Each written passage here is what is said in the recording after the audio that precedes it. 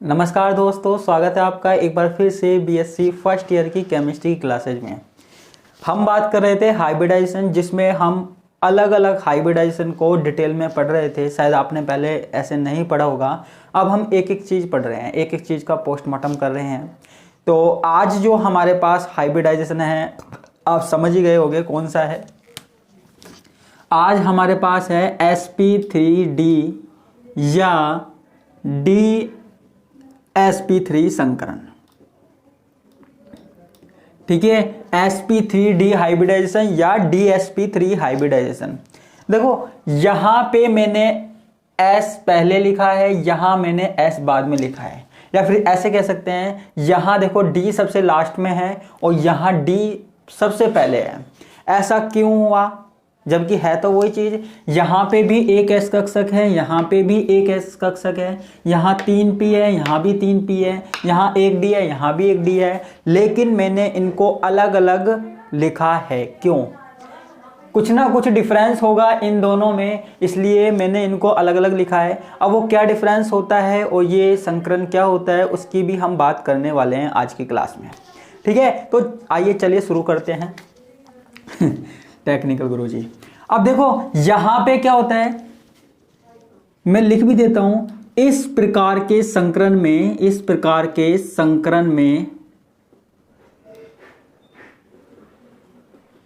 एक तो s कक्षक यानी कि एक s ऑर्बिटल, ठीक है, एक d कक्षक व 3 p कक्षक भाग लेते हैं,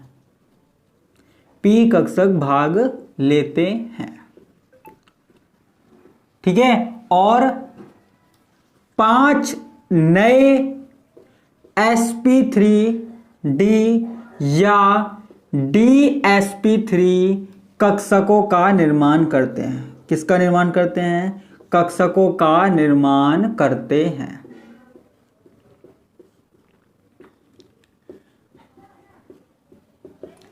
ठीक है, कक्षकों का निर्माण करते हैं। अब बात यहां पे ये आती है कि यहां पे एक बार तो हमने लिखा sp3d और एक बार लिखा हमने dsp3। आखिर क्या डिफरेंस है इनमें? जो हमने पहले s लिख दिया एक बार और एक बार d लिख दिया, ऐसा क्यों हुआ, इसके बारे में हमको यहां पे चर्चा करनी है। ठीक है, तो चर्चा थोड़ी सी बड़ी हो सकती है। एक मिनट। अब देखो यहां पे s पहले है, यहां पे s बीच में है, ऐसा क्यों हुआ?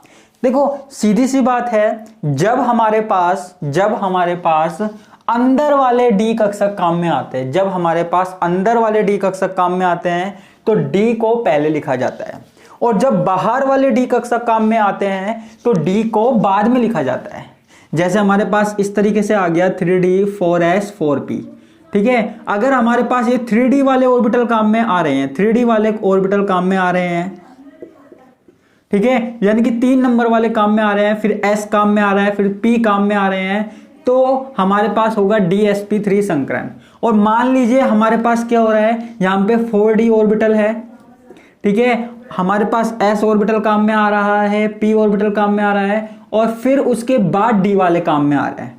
ठीक है, तो हमारे पास होगा sp3d। अभी तो आप इतना याद रख लीजिए, अगर बाहर वाले d कक्षक काम में आ रहे हैं तो d ऑर्बिटल बाद में लगेगा। ठीक है, और अगर अंदर वाले d कक्षक काम में आ रहे हैं तो d पहले लगेगा। इतनी सी बात क्लियर करनी है आपको। ठीक है, तो अब ये दोनों प्रकार हो गए। दोनों प्रकारों में हम फर्स्ट पढ़ रहे हैं sp3d संकरण। ठीक है, पहले कौन सा पढ़ रहे हैं? sp3d संकरण पढ़ रहे हैं। ठीक है, यहां पे जो ज्यामिति होती है ना, इसकी स्ट्रक्चर होती है, ज्योमेट्री होती है, वो कैसी होती है? त्रिभुजीय द्विपिरामिडीय। कैसी? त्रिभुजीय द्विपिरामिडीय। ठीक है, ट्राइगोनल बाइपिरामिडियल। ठीक है, अब होता क्या है यहां पे, sp3d की बात कर रहे हैं ना, तो यहां पे एक तो s कक्षक है, ठीक है, उसके बाद 3 हमारे पास क्या होंगे, 3 हमारे पास क्या है, p कक्षक है। है ना, 3 p कक्षक है और एक d कक्षक है।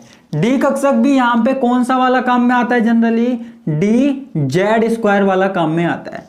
तो ये 1 2 3 4 5 कक्षक क्या है, आपस में मिल गए, आपस में क्या है, मिक्स हो गए। और पांचों कक्षक आपस में मिक्स होकर क्या बनाते हैं, एक स्ट्रक्चर बनाते हैं। वो कैसे स्ट्रक्चर है वो मैं आपको दिखाता हूं। देखो 5 ऑर्बिटल बने नए, तो 5 में से 3 ऑर्बिटल तो कुछ इस तरीके से होते हैं, त्रिभुजीय, ठीक है। और बाकी के जो 2 ऑर्बिटल है वो कुछ इस तरीके से होते हैं, ठीक है। तो 3 ऑर्बिटल तो क्या होते हैं, त्रिभुज के रूप में होते हैं, और 2 ऑर्बिटल यानी कि एक ऊपर होता है एक नीचे होता है, ये होता है त्रिभुजीय द्विपिरामिडीय होता है, ठीक है। अब हम इसका एग्जाम्पल पढ़ते हैं। एग्जाम्पल इसका क्या है, PCl5 है। क्या है बच्चों, PCl5 इसका एग्जाम्पल है, ठीक है। अब PCl5 में एग्जाम्पल देखते हैं। तो PCl5 का जो इलेक्ट्रॉनिक विन्यास होता है वो कितना होता है, ठीक है। नाइट्रोजन के नीचे ही होता है, तो नाइट्रोजन के नीचे ही होता है, तो कुछ कुछ नाइट्रोजन जैसा ही होगा। तो 3H2 3P3 मैं सिर्फ भारीतम कोश का जो इलेक्ट्रॉनिक विन्यास है वो लिख रहा हूं, है ना। अंदर वालों की मुझे जरूरत नहीं है, तो अंदर वालों का नहीं लिख रहा। अब 3H2 3P3 होता है, और जो 3d ऑर्बिटल है वो यहाँ पे खाली होता है, ठीक है।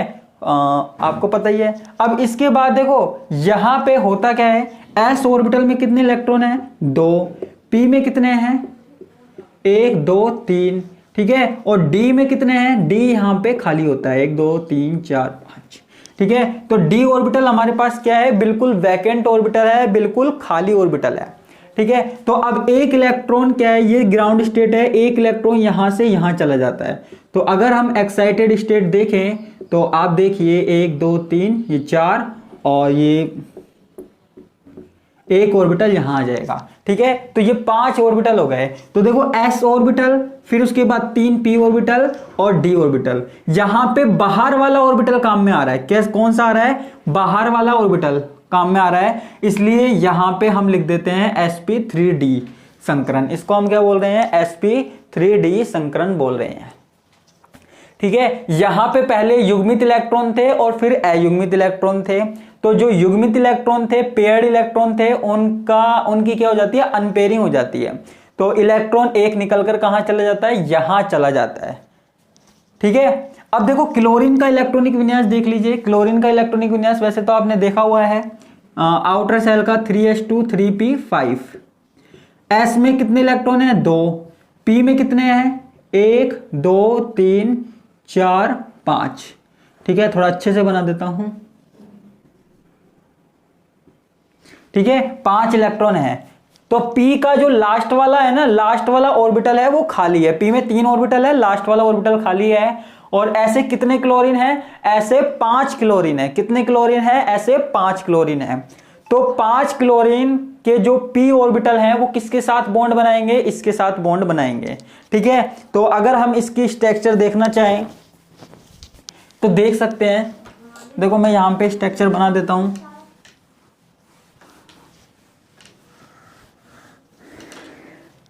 ठीक है। यहां पे मैं स्ट्रक्चर बना देता हूं, स्ट्रक्चर आप देख सकते हैं। तो मैं ऑर्बिटल वाली स्ट्रक्चर तो मैंने बना दी। अगर आप सीधे बनाना चाहो तो सीधे इसकी इस तरीके से बन जाएगी। ये हमारे पास क्या हो गया, क्लोरीन हो गया, ठीक है। ये 3 आपस में क्या है, त्रिकोणीय रूप से जुड़े हुए हैं। एक क्लोरीन यहां ऊपर है और एक क्लोरीन नीचे है। तो ये हमारे पास क्या हो गया, त्रिकोणीय द्विपिरामिडीय, त्रिभुजीय द्विपिरामिडीय, ठीक है। तो ये वाला क्लोरीन इन क्लोरीनों के साथ कितना एंगल बना रहा है, 90 डिग्री का एंगल बना रहा है। और ये जो 3 है ना प्लेन में, वो किस तरीके से है, जैसे पंखा होता है ना, मैंने आपको बताया था, उस वाले में बताया था। तो यहाँ पे इनके बीच में कौन सा एंगल है, इनके बीच में होगा लगभग 120 डिग्री का एंगल होगा, और इनके बीच में 90 डिग्री का एंगल होगा। इतनी सी बात है, ठीक है। तो यहाँ पे क्लोरीन बन गए, है ना। क्लोरीन के 5 ऑर्बिटलों ने इनके साथ बॉन्ड बना लिए। अगर हम ऑर्बिटल बनाते हैं तो ऑर्बिटल में कुछ इस तरीके से बॉन्ड बना देते, जैसे हमने पहले बनाया था, ऐसे बना सकते थे, ठीक है। लेकिन हमने इसकी स्ट्रक्चर कैसे बनाई, कुछ इस तरीके से बना दी, क्लियर है? तो ये हमारे पास कौन सा हाइब्रिडाइजेशन हो गया? ये हमारे पास हो गया sp3d हो गया।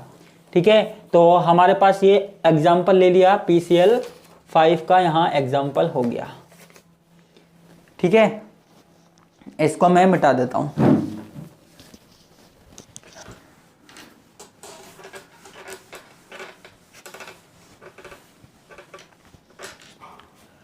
अब हम बात करते हैं DsP3 संकरण की, DsP3 संकरण की। ठीक है, यानी कि जिसमें अंदर वाले डी कक्षक काम में आते हैं, अंदर वाले डी ऑर्बिटल काम में आते हैं, वहां कौन सा हाइब्रिडाइजेशन होता है, किस प्रकार हाइब्रिडाइजेशन होता है, वो बात कर रहे हैं। देखो, अगर हमारे पास ये डी कक्षक कौन से लिए हमने? जो एक्स अक्ष और वाई अक्ष पे है, dx² y²। देखो, आपकी जानकारी के लिए बता दूं, चाहे sp3d संकरण हो, चाहे dsp3 संकरण हो, ज्यादातर हमारे पास जो ऑर्बिटल काम में आते हैं डी वाले, या तो वो dz² काम में आएगा या फिर dx² y² काम में आएगा। इन दोनों में से ही ऑर्बिटल काम में आएंगे। क्लियर है? ये बात आपको समझनी है। ठीक है बच्चा। अब देखो, dx² y² एक ऑर्बिटल है, उसके बाद हमारे पास एक s ऑर्बिटल है, उसके बाद वही हमारे पास क्या है, 3 p ऑर्बिटल है। मान लीजिए px, py, pz मान सकते हैं, px, py, और ये थोड़ा सा मैंने टेढ़ा बना दिया, pz। तीनों ऑर्बिटल एक जैसे ही होते हैं। ठीक है, तो ये पांचों ऑर्बिटल मिल जाते हैं, पांचों ऑर्बिटल मिल जाते हैं। और जो स्ट्रक्चर बनाते हैं वो कैसी बनाते हैं, देखिए यहाँ पे मैं थोड़ा सा नीचे बना देता हूं।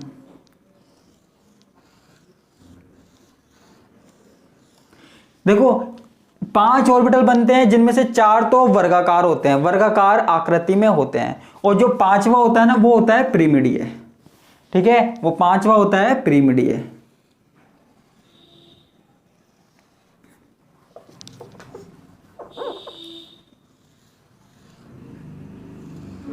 पांचवा होता है पिरिमिडीय, 4 वर्गाकार में 5वां पिरिमिडीय। तो ये हमारे पास क्या हो गए, 5 ऑर्बिटल हो गए।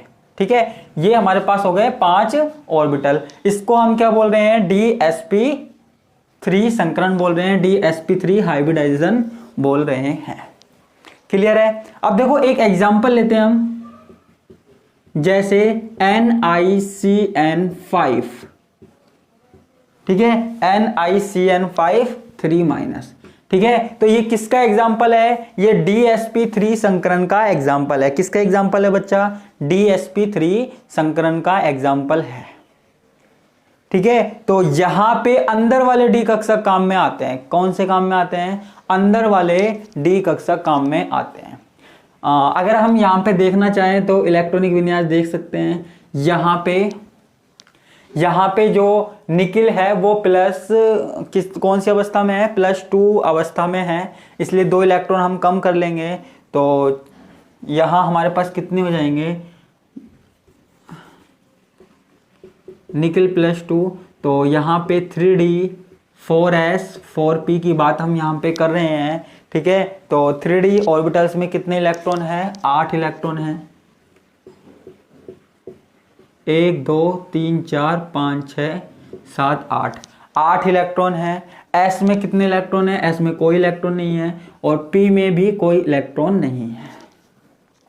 ठीक है, अब ये तो हो गई हमारे पास ग्राउंड स्टेट की बात हो गई। हम अगर एक्साइटेड स्टेट की बात करें तो यहां पे होगा क्या, जरा ध्यान से देखिए, 1 2 3 4 5 6, ये वाला इलेक्ट्रॉन इसी ऑर्बिटल में आ जाएगा, ये वाला इलेक्ट्रॉन इसी ऑर्बिटल में आ जाएगा। क्यों आ जाएगा, Cn के कारण आ जाएगा, साइनाइड के कारण आ जाएगा। साइनाइड जो है वो स्ट्रॉन्ग लिगैंड है। ठीक है, जो इलेक्ट्रॉनों की पेयरिंग करवा देता है। ये वाली बात हम बाद में करेंगे, आपने पढ़ी हुई है क्लास 12th में भी, लेकिन ये बात हम बाद में करेंगे। अभी तो आप समझ लीजिए कि इन इलेक्ट्रॉनों की पेयरिंग हो जाती है। क्लियर है? इसके बाद देखो, ये 4s ऑर्बिटल है, और ये हमारे पास क्या है, 4p ऑर्बिटल है। ठीक है, 3d 4s 4p। तो यहां पे होता क्या है, ये वाला d कक्षक, ये वाला s कक्षक और ये 3p कक्षक आपस में मिल जाते हैं, और कौन सा संकरण करते हैं, DsP3 संकरण करते हैं, DsP3 हाइब्रिडाइजेशन करते हैं। आपकी जानकारी के लिए बता दूं, आप ये मत सोचना कि ये खाली ऑर्बिटल हैं तो क्या करेंगे। आपकी जानकारी के लिए बता दूं, खाली ऑर्बिटल भी हाइब्रिडाइजेशन में भाग ले सकते हैं।